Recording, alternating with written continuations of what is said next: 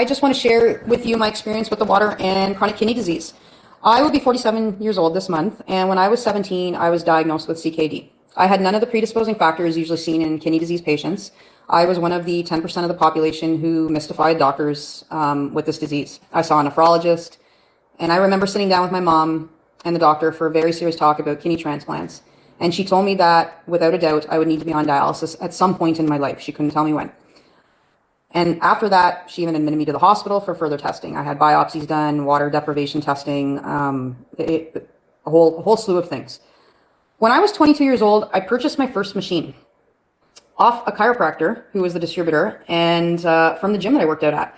I didn't even think of how the water might impact my CKD. I was drinking it for the energy and the cleanliness of the water. I was and still am a health fanatic, and I dove right in. I drank 9.5 pH pretty much all the time.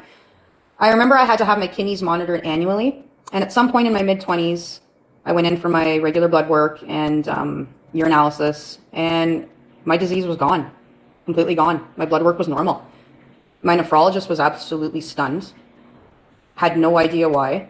I also ate a mainly plant-based diet, and she just assumed maybe that was the reason, I didn't once suspect that the water might be the healing component that my body needed.